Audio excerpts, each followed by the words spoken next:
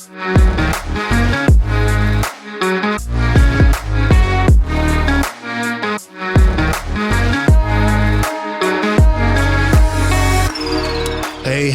everybody. Welcome to Expanded Perspectives. I'm your host, Kyle Filson, and I'm here in Skelekin Studios, but I'm here all alone. That's right, Cam is out of town. He's up skiing with his wife in Colorado, and from what he's told me over the phone, he's having a blast. He said the weather's been perfect, it's been sunny, almost no snow. There's lots of snow on the ground, but there's no snow falling. And I think the snow's about to hit when he pulls out. But for this week, he's up there. He's having a great time. He wanted to tell everybody that he said hello. I don't feel bad for him, though. I wish I was him. I've been down here at work, just working on real estate stuff, doing my continuing education classes. It's been a real bore. I hope everybody out there is doing good, though. I hope you're all having a good week. I can't believe it's already March. This year, it is already flying by, but I'm excited. There's a bunch of cool movies coming out in the month of March. I know that Luke has been talking to me about going and seeing the new movie Morbius, and it looks cool. I've just seen the trailer. It looks like he gets bitten by a bat and becomes like some kind of vampire. I know it's from a comic book, but I never read that comic book growing up. But it looks interesting. Speaking of comic books, I remember back in the day when Teenage Mutant Ninja Turtles was a comic book, but they were different than they are portrayed, in the video game, in the movies from the early 90s or late 80s. They weren't nice. Like the original comic book, now my memory might be fading a little bit. I think I remember that in the early days, Teenage Mutant Ninja Turtles, they were kind of dark. They weren't evil, but they weren't, bodacious, like Michelangelo and all that. They all had the same names, but the comic book itself was much darker. It was more like, kind of like the Punisher, where they would roam the sewers in New York, but they were more like vigilantes. And I remember that being very cool. And then later, some people said they sold out, but I get it. If you have a good concept and somebody wants to throw a lot of coin your way, you're going to take it. I don't blame the original creators for doing that. And I love the Teenage Mutant Ninja Turtles. Even to this day, Luke loves them. He has a whole bunch of collection of all the characters. He doesn't have them all, but he's got a lot of them. Like Bebop and Rocksteady, of course, the Turtles, Krang, and he's got, I'm trying to think of some of the stuff. He has Screw Loose and Wingnut. These are like characters that came along long after I quit watching the show, so I don't remember those. But I do remember the video game. The video game is really cool. Like I remember going to like an arcade near the high school where I grew up in the small town of Weatherford, and they had like a Ninja Turtles arcade game there. I remember that was a lot of fun. Oh no, I'm starting to bore you. Sorry. This is, it's different doing the show by yourself. Now I often do segments by myself, but I don't do the whole show. Cam talked about calling in, but I told him not to worry about it. It's his vacation. He can do all that when he comes back. He'll be back on the next show. But let's get into it. I got a pretty interesting story. Check this out. This occurred over the weekend of February 11th, 2022 at the south end of the Oxtongue Lake in Ontario, Canada. It says, my close friend and his family purchased a boat-in access cottage property several years ago near the Algonquin Park on Oxtongue Lake. Now, most times of the year, it's a quick 15-minute boat ride to his place. On this trip, we braved the cold and snowshoed across the frozen lake on a Friday around noon. Now, carrying our provisions on our back for the weekend, this would be a good time for me to mention that my friend is not a believer in the supernatural. The cottage is very private, as it's on the quiet end in an area of the lake with only 3 cottages in total. The property is surrounded by crown land, and other than some snowmobilers bobbing down the lake, we saw no one else. During this weekend, we were the only ones up there, and when we arrived, it was very quiet. There was almost no wind, with some snow coming down.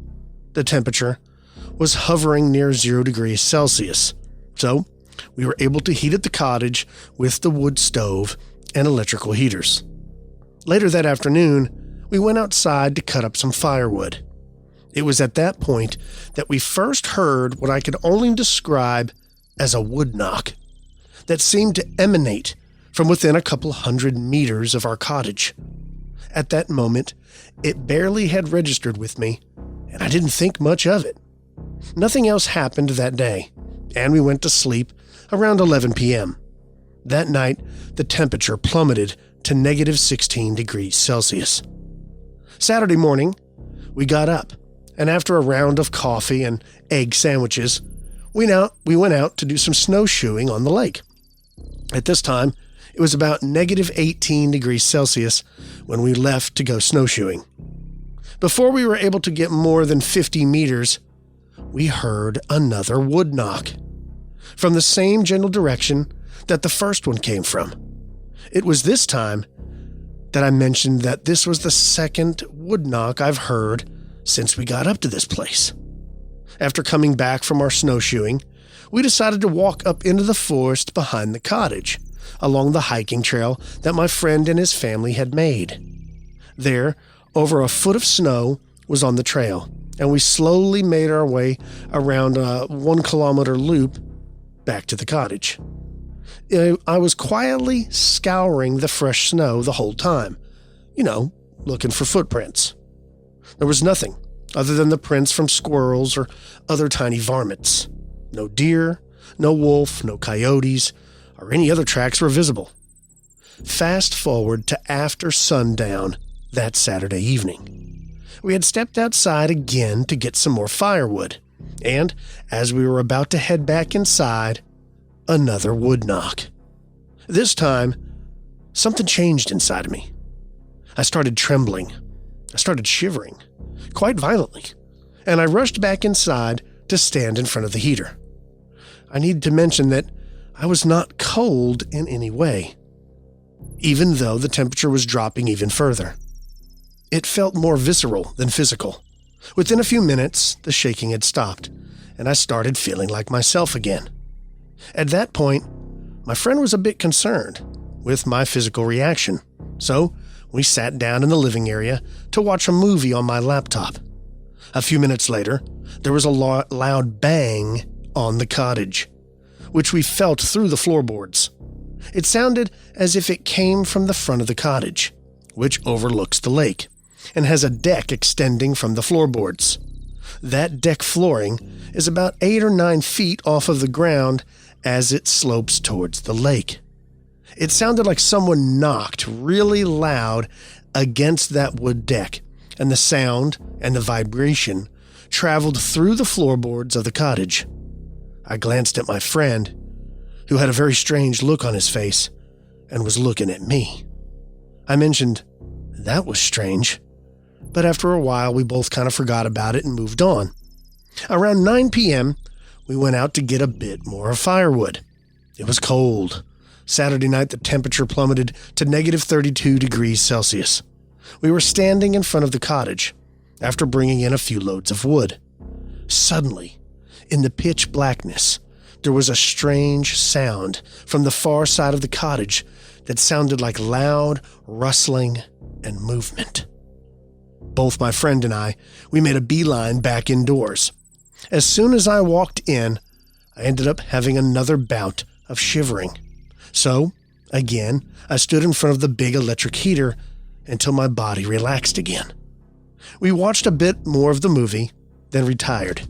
I crawled into my sleeping bag, and as I was lying there, another loud knock happened, this time against the cottage. It sounded like it was right in front of my bedroom. I decided that whatever it was, it could wait till morning. Morning came and we started getting ready to leave. Before I did, though, I had a few minutes to myself. So I wandered around a bit on his property. This is where things got weird. I want to explain that while I'm a believer in Sasquatch, I've never had any experiences prior to this, even though I have a lifetime of canoeing, camping, and hunting experience behind me. As I was walking around, a conversation was playing in my head. It went something like this. If this is a Bigfoot around the cottage, I wonder what he's doing here and why he's making himself known. And then in my mind, I heard an answer. It said, this is an adolescent Bigfoot, and he's been tasked by his elders to experience contact with humans. Now, as weird as it sounds, to me this was like a clear thought that somehow radiated into me and was fully formed in my head. I'd never thought about adolescent Bigfoot before. It was strange enough that I mentioned it to my friend. Again, he's a non-believer, and ended up dwelling on it for the remainder of our exit from the cottage and the drive home. Now, I know that this isn't a typical Bigfoot experience, as it doesn't have any visual cues. But after thinking on the experience for the past week or two, I decided I needed to share this with you. It certainly has several of the hallmarks of a Bigfoot encounter, and I felt it was important enough to bring up. Wow, that's a cool story. And I agree with you. You don't know that it's Bigfoot. Like maybe it was like a poltergeist activity. You know, poltergeist activity have things moving around, loud slamming of doors, knocks on walls, things being broken, glasses, dishes, knocked off of shelves, out of cupboards. I don't know. Something was hitting the side of the cabin. 2 people heard it. It happened multiple times, really loud. I know if it was me and I was in that situation, the Glock would have been coming out. Like, as soon as I heard somebody knocking on there, I'd be like, look, I don't know who's up here in the middle of the winter wilderness screwing around with our cabin, but I ain't playing. But they don't mention being armed. I don't know. Creepy. I would have to admit that would be very creepy. I don't think I'd be able to sleep. Like I would have to, if it was me and Cam up there, I'd be like, look, we're going to have to take shifts. We're staying up till morning. I would not be able to just roll over my sleeping bag and be like, somebody's loud trying to break in here. I don't know, perhaps kill everybody. I don't know. Good night. I wouldn't be able to do that. But that's just me. I saw a cool story that took place off the coast of Cabo San Lucas in Mexico. And everybody knows that listens to the show, I'm not a big guy when it comes to sea serpents. I don't know why. Of all the cryptids, that's kind of like my least favorite. But I've been to Cabo San Lucas. So the story, it reached out to me because I love reading stories of strange experiences. But for whatever reason, if it happened in a place that I've been or I know where that is, it makes it more interesting. Years ago, my buddy, RJ, him and his wife got married and they had a destination wedding and it was in Cabo San Lucas. Now, luckily, this was before we had the boys. This was before Jacob, Caleb, or Luke were in the picture. But me and my wife, we were still together. Now, we weren't married at the time, but I remember it was a big group of us, like 30, 35 people, all friends. We went to Cabo for like a week. It was awesome. Another thing that was awesome is offshore fishing. Now, that was the first time I ever caught a striped marlin, and that sucker was huge. It took me an hour and a half to reel that thing in. It weighed about 136 pounds, but it was really cool. Cabo San Lucas was awesome. The town was cool. The people were friendly. I'll never forget how blue the ocean was out there. Like, not right on the beach, but like when we went fishing, we were about 19 miles off the coast. And I mean, I've never seen water that blue. It's crazy. Like a dark blue, not like you see in the Caribbean. This was out in the Pacific Ocean. Really clear, really vibrant blue. It was really cool. And the coolest thing about catching the striped marlin, although some of you that I think it's kind of sad, I remember when we caught it and we got it alongside the ship. Now, this was a private charter, so I would say it was probably like a 37-foot boat. There was the captain, 2 helpers, and then it was me and like 5 guys. And anyways, when I caught this striped marlin, when they got it alongside the boat, the captain said, do you want to release it or do you guys want to eat it? And of course, me being a meat eater, we're like, no, we're eating it, right? I mean, we were out there, we were a couple beers in, we were drinking Pacifica and our Modelo, and we were having a good time, right? But no, I'm a hunter, I'm a fisherman. We're taking that thing back, we're going to eat it. So we said, no, we're going to keep it. He said, okay, I want you to take a look at something. Now remember, this is in broken English. And this thing had beautiful, bright blue stripes on it as well as black stripes. And that's why they're called striped marlin. But the blue was like, man, I can't even I don't even know how to describe how blue it was. It was very like a bright iridescent powder blue, very, very blue. Well, when they bring a big fish like that on the deck, of course, this thing's got a giant spear on its nose. You can't have the thing flipping around like it will. It could really injure somebody. It could stab somebody, knock somebody out. So when they typically bring fish like that aboard, they beat them with a club. So the captain was like, take a look. I want you to look. So I didn't know what he was talking at, but I was looking. I was touching it. Very cool. They brought it on the ship. They beat it to death with some bats or clubs. And the moment they did that, all the blue faded away. It all went away. Now the fish was just silver, gray, and the black stripes. All that blue iridescent color that was there was gone. Very cool. I mean, it's sad that we had to take the fish's life, but I was glad that I got to see that. I had no idea something like that could even happen. Very cool. We took that back and we were able to feed the whole group of people. The service we used, they would, like, when you got back to the port, they would cut up the fish and then you could give it to I want to say hotel. It wasn't really a hotel. It was like a resort there. And this happens all the time, I guess. They take it and then they cook it for you. And then you tell them what time you want dinner. You come down there and it was all prepared. So we ate the striped marlin. A couple of the other guys on the boat caught a couple of wahoo. Those were delicious. And then on the other boat, some guys caught El Dorado, mahi-mahi, dolphin fish, not dolphins, not the mammals, dolphin fish. And it was a really good time. Very cool. But back to the story. Apparently this took place off the coast of Cabo San Lucas. Check this out. It says, I was in Cabo San Lucas, Mexico for my soon-to-be brother-in-law's bachelor party back in March of 2014.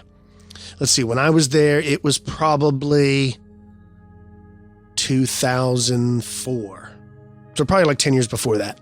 Anyways, we were on a group of perhaps 8 guys staying in a rented house in Pedregal. We booked a fishing charter, predictably, and the morning of, we arrived at the dock at perhaps 4:45 a.m. Now, this is a bit earlier than charters that we usually go out on, and they were very motivated, and everybody just wanted to stay up through the previous night. We went to the clubs the night before, and thus the group was a little groggy and a little hungover by the time we got to the dock. The boat itself was perhaps 38 feet, and had an owl's nest structure with a platform in between the cabin and the owl's nest itself. Sort of an open cubby. Once we got to the boat, I quickly claimed that as my spot to just rest. I got it. He claimed his spot to rest. Well, everyone else was concerned or condemned to the cabin area on the couches or below deck. So these guys were hungover, right? Basically, they weren't moving around. I get it. Been there. We motored out of the marina, past the seals, and started the trip, which generally involved trolling east and west, perhaps 2 miles out into the Bahia San Lucas. Early on, a humpback whale came right up to the side of the boat and looked at us, and breached, not jumped out of the water, but just came up a little bit, which was rather amazing. I believe I was the only one who saw it, other than the captain and perhaps the mate, because everyone else was sleeping. We were motoring westward, still in the Bay of San Lucas, and I was still in my perch, enjoying the better view. I noticed about half a mile in front of us a collection of things sticking substantially out of the water.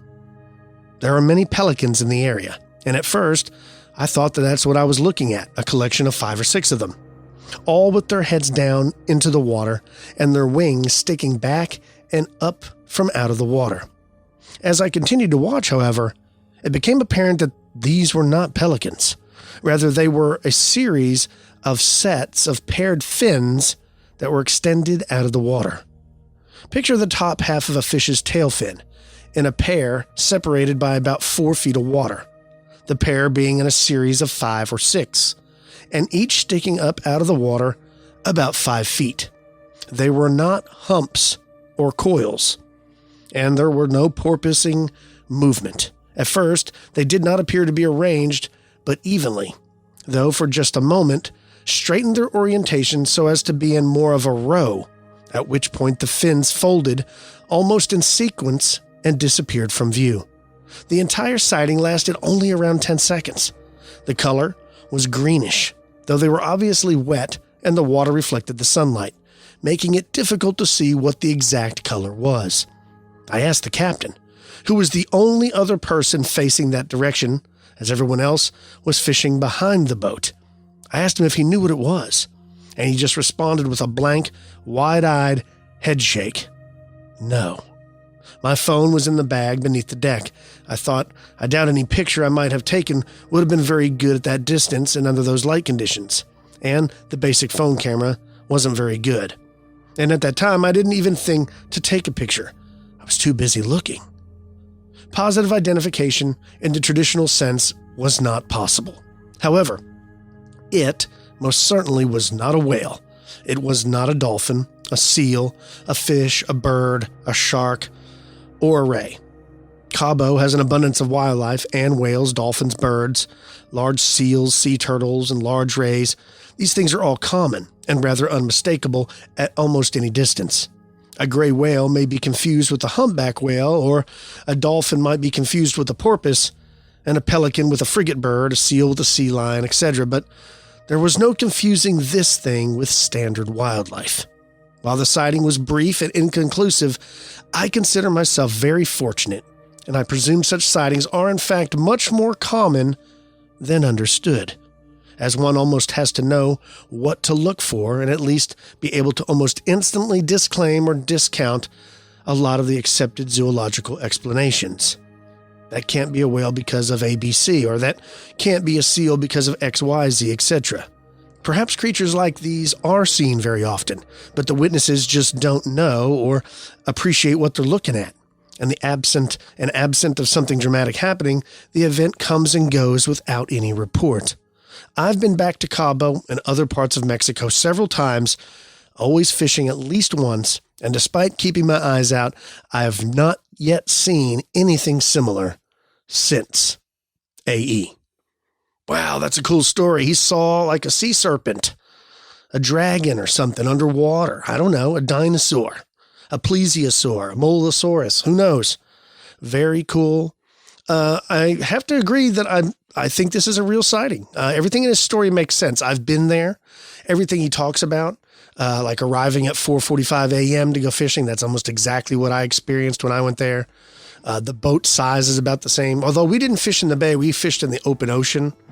I remember when we first left the marina, the captain had a big box of donuts, and I thought they were for us. And he was like, no. What's interesting is we went and took the boat to another part of the marina, to another boat that was anchored, a couple 100 yards from shore. He gave the boxes of donuts to the men on that boat, and the men on that boat gave us all the bait fish. So I thought that was an interesting form of trade, trading donuts for bait fish. It was a very cool experience. If you ever go to Cabo San Lucas, I suggest you go and definitely take yourself fishing. It's a very cool place. But let's take a break. And when we get back from the break, I'm going to be talking about some unusual experiences that physicians have had in the ER. Stick with us, folks. You're listening to Expanded Perspectives.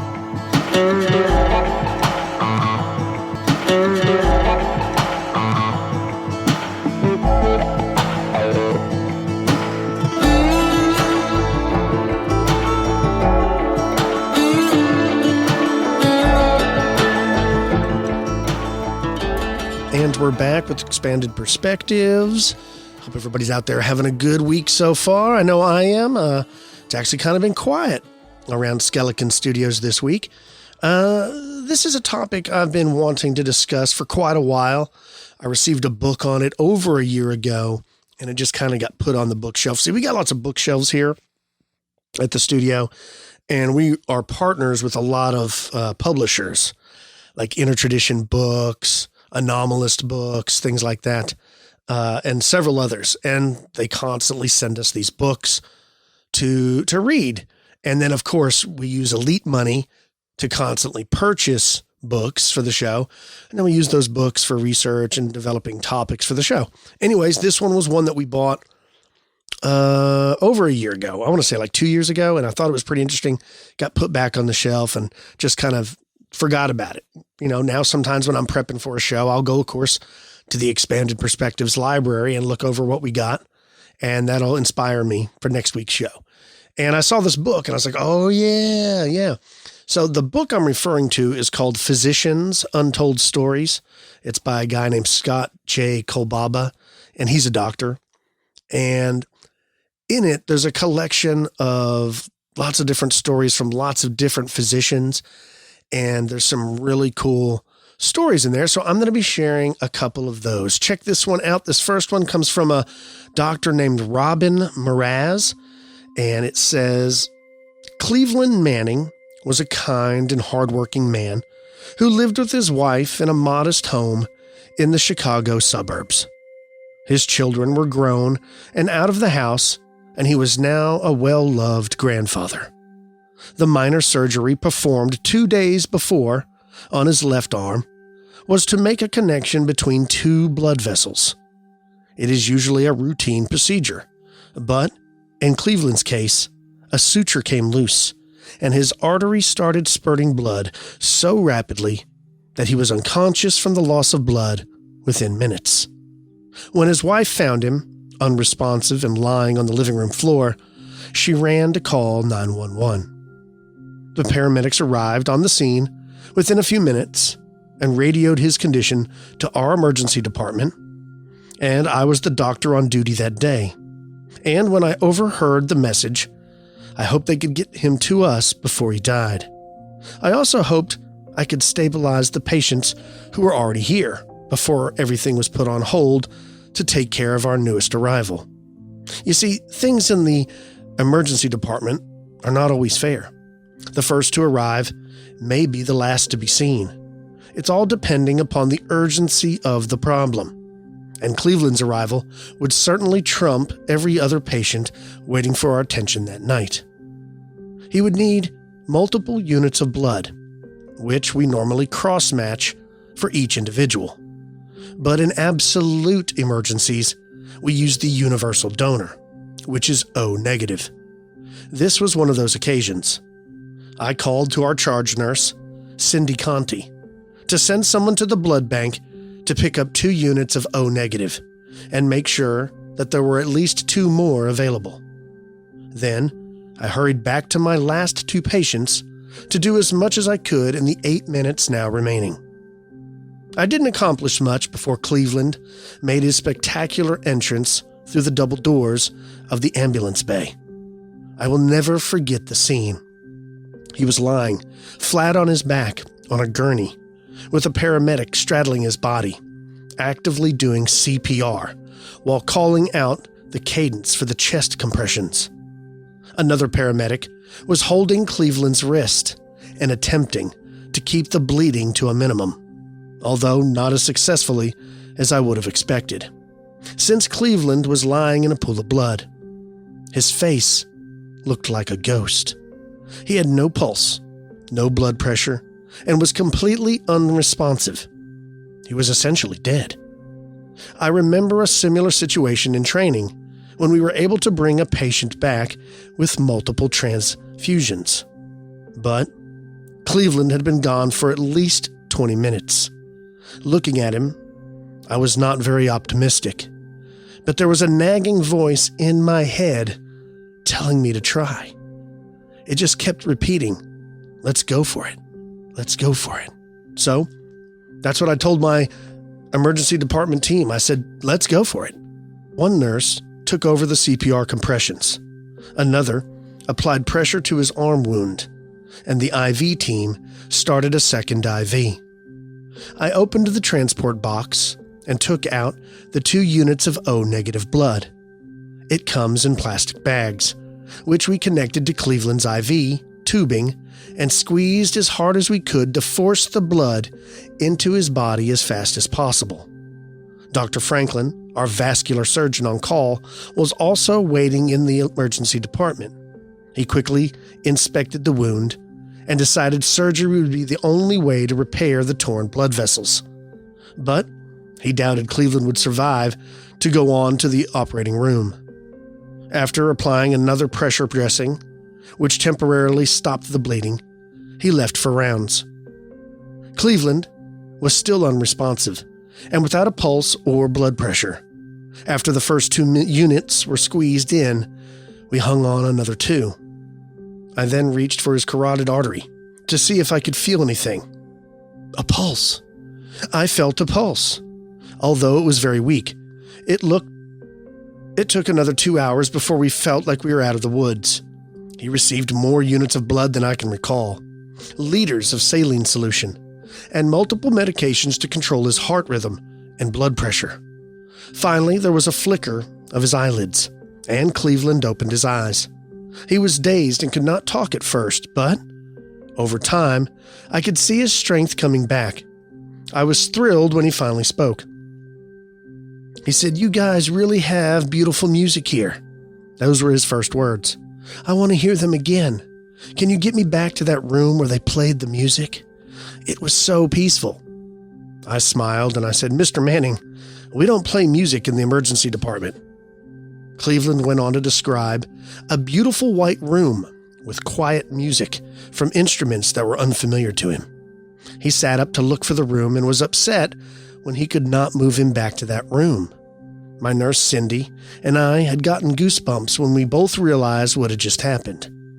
Cleveland soon stabilized enough to go to surgery, where the tear in his artery was successfully repaired. He left the hospital several days later, but I saw him again in 9 months when he returned to the ED for an unrelated illness. His color was much better this time, and I chatted with his wife, who told me that she thought he died the last time he was here, but came back to life. Cleveland was still arguing with her about where she had brought him after he lost consciousness at his home. She said, "Of course, I brought you to the hospital. Where else do you think I would bring you?" But he was still not totally convinced. I had to agree with Cleveland. He was somewhere else for those 3 hours, a place that was so beautiful and peaceful. He longed to return, a place of purity and comforting music, a place where we all hope to go someday, a place called heaven. Cool story, man. Cool story, bro. Right? Where did he go? Where was he at? Beautiful music, played with instruments that were unfamiliar to him. What kind of instruments were these? Right? Crazy. I've heard stories like that before. Very, very cool. Let's check out another one. Check this out. This comes from a Dr. Patrick C. Fenner. It says, "I was a second-year resident in internal medicine at Butterworth Hospital in Grand Rapids, Michigan, when my mother called me with that opening pronouncement. Anyone who knew my mother would know how extraordinarily unusual this was. During my residency, I spoke with her at least every 1 or 2 weeks, but she never called me. We did not have cell phones at the time, and she knew that she would never reach me in my apartment because I was always so busy, and when I was not in the hospital, I was probably sleeping. The most unusual thing about the call, however, was her demeanor. My mother never complained about anything. After I grew up and left home, I realized how hard her life had been. But she was never anything but positive and optimistic. Her statement was so shocking to me that I knew that our roles had now reversed, and it was now my turn to comfort her. I'm not sure I was ready for that responsibility. Mom had just come through a major gallbladder surgery, which entailed a very large incision through her abdominal muscles, making the recovery long and painful. She was in the hospital 5 days and called me on Saturday afternoon, the day after she was released.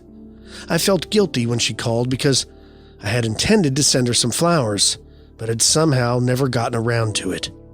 I also could have taken the time off to visit her in Florida, where she was living, but this was a particularly busy rotation, and it would have required a heroic effort. I hoped she would understand. The night before she called, I had gotten only 3 hours of sleep, but I had the entire Saturday off. It was a beautiful spring day, but I was so tired that I could only muster enough energy to watch college sports on TV. At the time, I thought it was a coincidence that she would call on the only day in 2 months that I was actually home and awake, and the only day that I could speak with her for longer than 15 minutes. When she called, I said, "What's wrong, Mom? "Patrick," she said, "I have been having a bad day. I have a horrible feeling that I have been a bad mother, and I haven't given you what you needed as a son." I said, "Mom, you were the best mom I could have ever had. I played both football and basketball in high school and college, and my mother came to every game I was in. Every single one. I'll never forget my first pass play in a college game. I was a receiver, and the coach called a long pass to me. After the snap, I ran on pure adrenaline. A beautiful spiral pass was launched into the air, and I stretched out my arms, grabbing the ball with my fingertips. Then I ran for a total of 63 yards and a touchdown. Our fans were on their feet, cheering wildly, but I didn't hear them because I was looking over to where my mother was in the stands. I always knew where she was. We instantly made eye contact, and I'll remember the unspoken communication for the rest of my life. It said, "I'm really proud of you, son." That expression of joy and true love made every struggle in my life worthwhile. "Do you remember that game?" I asked her while she was on the phone, referring to that memorable day. She knew instantly what I was talking about. She said, "I'll never forget it. I was so proud of you that day. I knew how hard you were working to excel in sports and still maintain your academics. The glow on your face after your pass made my humble efforts to support you suddenly so meaningful." I could tell you that she had been crying when she first called, but the thought of that first college pass must have brought a warm remembrance that brightened her mood. I was the youngest of 3 children. I had an older brother who lived just 5 minutes away from Mom in Florida. My older sister was also out of the home and living in New York, but I think I was her greatest concern. She never told me that and would never admit it, but since I was the baby in the family and had suffered a serious eye injury when I was 3, I had the opportunity to spend more quality time with her than my brother or sister did, and she and I treasured our time together. I was able to share my childhood problems with her, and she always seemed to make me feel better. But she never shared her true feelings with me. Things were always just fine, but now I was seeing a different side. She really was human, with human emotions of pain and uncertainty, and now regret. This was always hidden while I was growing up. Now, she needed me. I was the one listening to her. I never told her how much I loved her and really appreciated all that she had done for me as a child. She was always encouraging when she needed to keep me on the right path. Because of her, I did well in school, and I was able to get into a good college and, ultimately, into medical school. She taught me determination and perseverance. She taught me about love and family. She taught me that there was something higher than us. She taught me to use my talents well.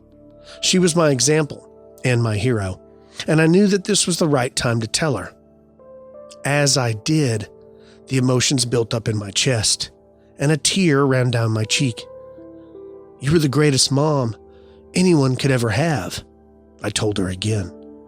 There was a long silence on the phone. I think that statement made her cry again. To hear it from me. We had never talked like this before. I could tell, as we spoke, that she was at peace with herself and with me. "Patrick," she said, "I'm so glad that we were able to speak like this to each other. I never realized how much you appreciated and loved me." I could sense her mouth quivering with emotion. She said, "Thank you so much for listening to me today. I feel so much better. You have made me feel like my life was truly special for you." "It was, Mom. I love you more than you know." "I love you too, Patrick. I'm tired now, and I think I will lie down. Goodbye, Patrick." "Goodbye, Mom. I love you." "I love you too, son." I had trouble putting the phone down. It was as if that feeling of love and peace would go away when I hung up, and I was not ready to get back to the real world. I reveled in pure emotion that we expressed to each other. until I was interrupted by the ringing of the phone 2 hours later. "Hello," I said. "Patrick, it's about Mom. Something happened." I recognized the voice instantly. It was my sister, Sherry. I said, "No, Mom's just fine. I just spoke with her." "She's not, Patrick. Mom died." "No, I just got off the phone with her. She's fine, Sherry, trust me." "She's not. Something happened. She died, Patrick. She's gone." When Mom hung up the phone, after talking to you, she walked into the bedroom and collapsed. Dad called the paramedics, and they brought her to the emergency room, but they were not able to save her. It couldn't be possible. I had just bonded with my mother in a way I had never have before, and now she was gone? I just lost my best friend. That was my first thought. Even though 20 years have elapsed since our conversation, I still become emotional telling her story. But I know what a great gift I was given. To be able to speak my heart on her last call. I think she knew her time was limited. She was always there when I was growing up to help me with my awkward transition from child to adult. Now it was my turn to give my mom peace with her transition from mortality to eternity. Wow. Well, I mean, it's a sad story, sad tale. The fact that they both had such love for each other but rarely spoke it. But I guess, actions mean more than words, right? But at least they were able to share with one another before she left. But I know he doesn't know, but did she know the end was coming? What, of all days to call when he very, very, very rarely had time off. When you're going through residency, it's crazy the amount of hours they make those doctors work. It's kind of ridiculous. It's kind of scary. You shouldn't have people that tired doing that kind of work, but it's grueling. And for her to call on the only time he had off and to talk about the things that they did and to kind of say how much they loved each other and then her to pass away almost immediately, it is kind of eerie, kind of spooky, right? Let's check out another one. This next one comes from a gentleman named Stephen Heim. It says, "It was a perfect day in the mountains of Keystone, Colorado. The snow was deep and powdery, and with the reflection of the sun off the slopes, I had to squint as I walked out of the condominium door. I was looking forward to a long weekend of skiing. It had been a busy 2 weeks trying to get away from my orthopedic spine practice. I think everyone had to see me before I left. The phone never seemed to stop ringing, and I was late getting out of the office. This always happens when I plan a vacation. I usually pack at the last minute, and this trip was no exception. My wife and her sister were getting their equipment together. The air was crisp as we walked to the first lift. We were all experienced skiers and headed for the more difficult Black Diamond runs. As we approached the top of the lift, my eyes were drawn to a more remote mountain. It held my attention in an unusual and mysterious way. We would try that run in the afternoon, but I never dreamed that my experience on that mountain would change my life. Our mornings of skiing was exhilarating and tiring. We took a break for lunch in the village.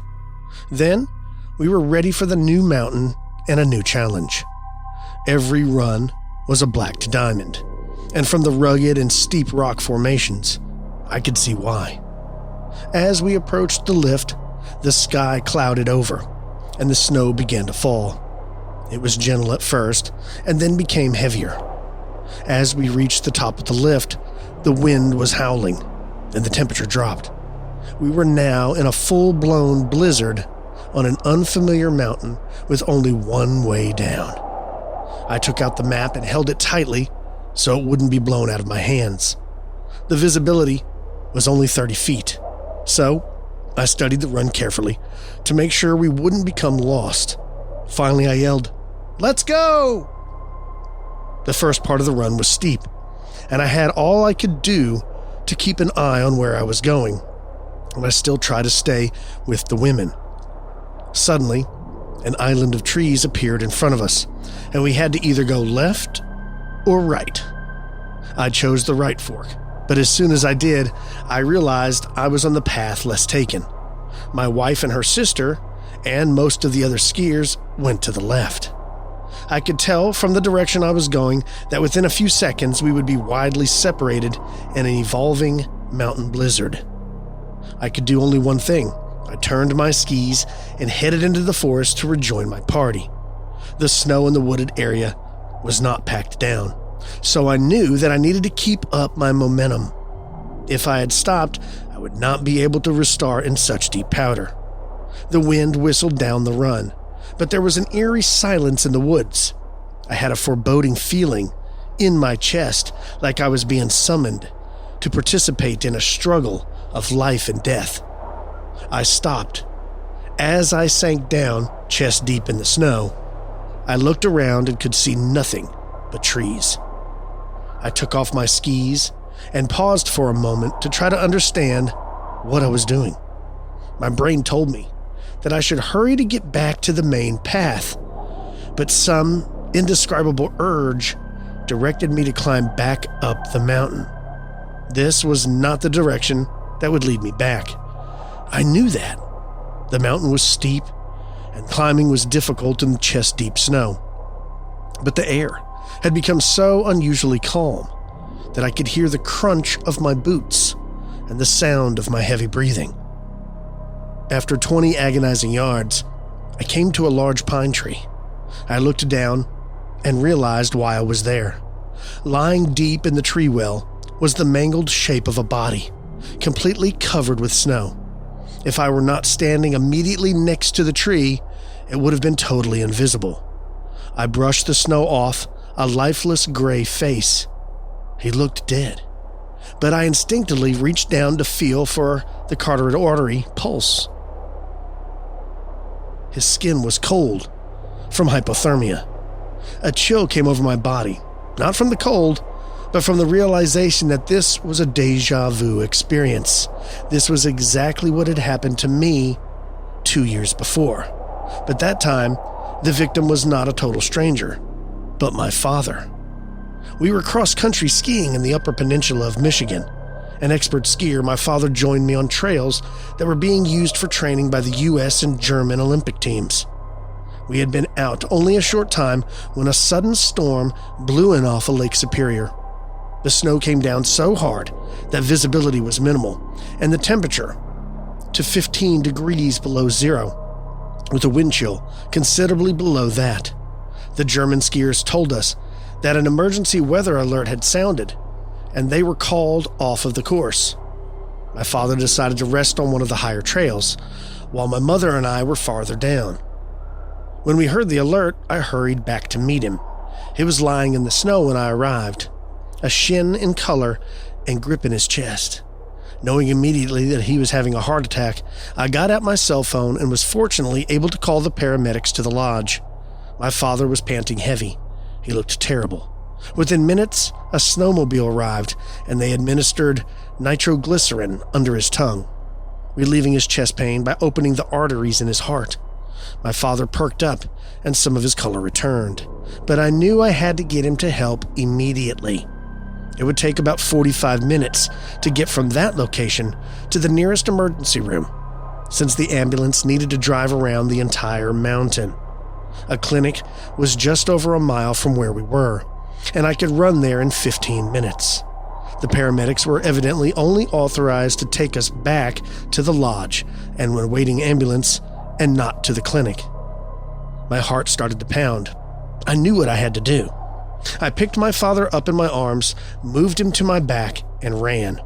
I work out with cardio and weights nearly every day, but I knew that this would be my supreme test. I had to get my father to the emergency clinic immediately. I could feel my adrenaline flow, and his limp 200-pound body did not seem heavy to me at all. Everything moved in slow motion. I knew exactly where to run. Around the side of the mountain, through the woods, and down to the clinic where the emergency physician was on duty. He and I both trained at Northwestern University. I had been running for about 15 minutes when I caught sight of the smoke coming from the clinic chimney. My father groaned, and as I turned my head to look, he was blue again. I couldn't feel a pulse, so I began to sprint. I had to get him there fast. Those last 30 seconds were the longest of my life.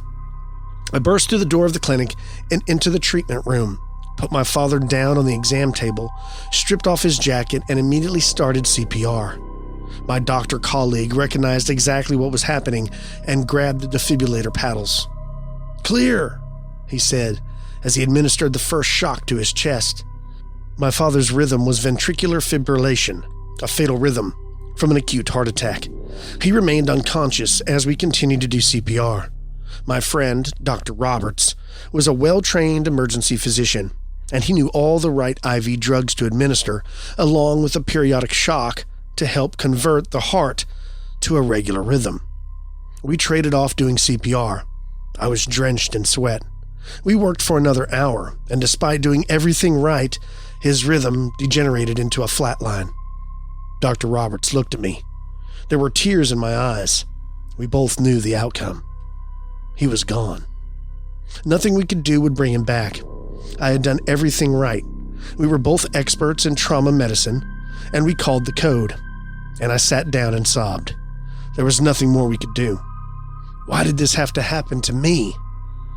I was used to saving lives, not losing them. I shook my head and brought my mind back to the stranger lying under the tree. He looked just like my father had. I positioned my hand over his carotid artery.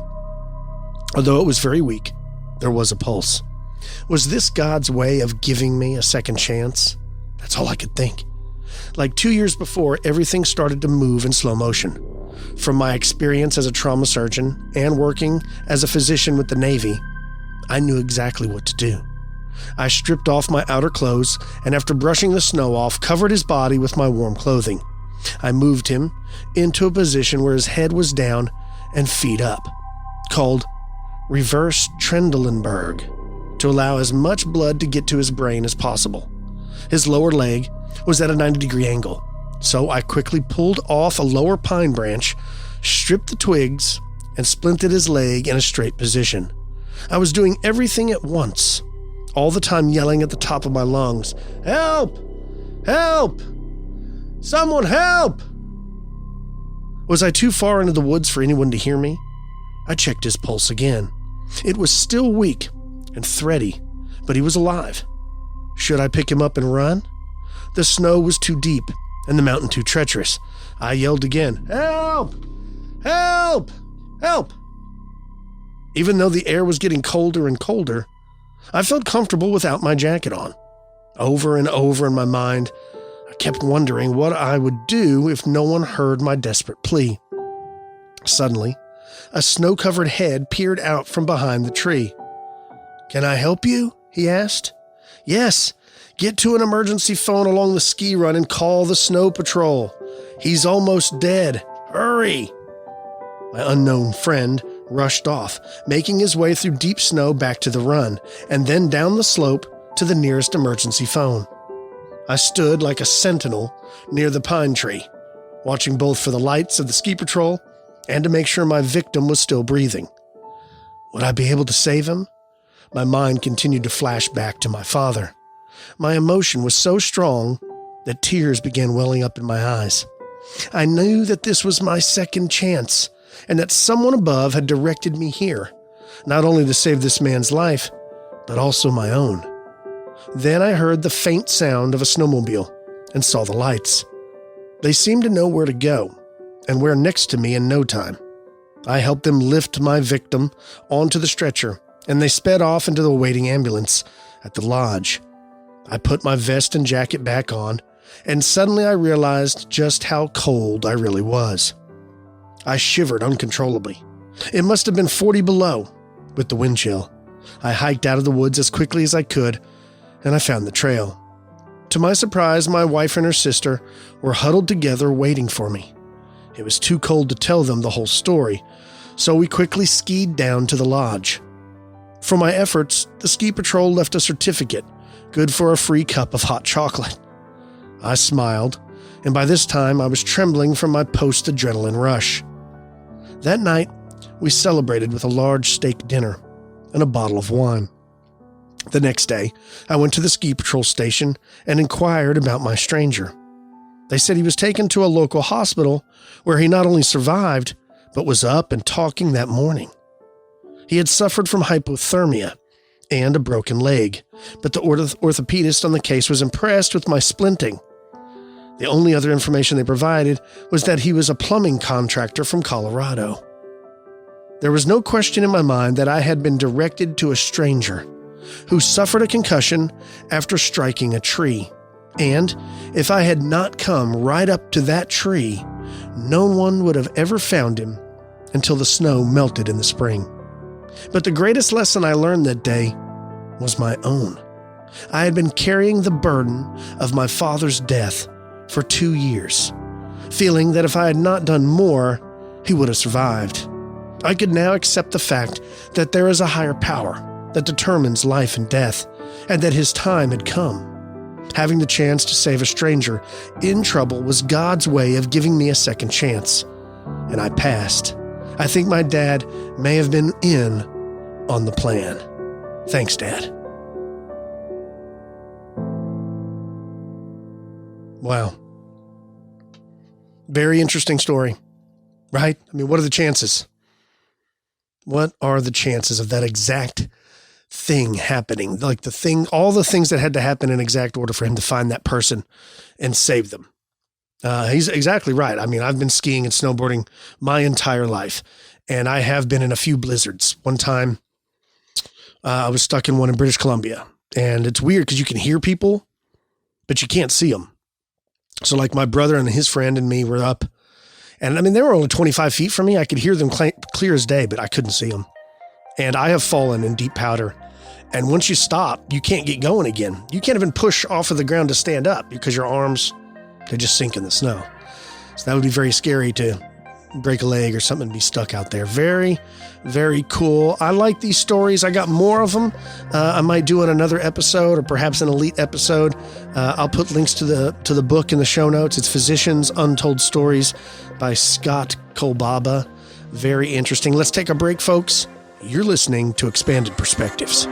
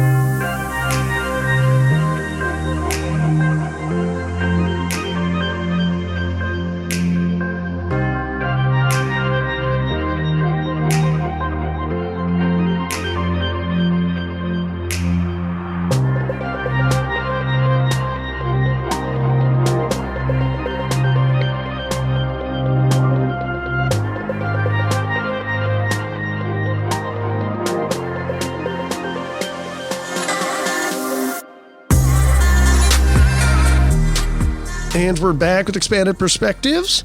Yeah, man. I hope you like those stories. Very interesting. Just odd things that seem to happen that makes you believe that, there's more to this world than we understand. I don't know what your beliefs are or what happens to you in the afterlife. There's lots of theories out there. I do not know. I don't pretend to know. But I do know that there's a lot of strange things that have happened to people in and around emergency rooms and in life or death situations.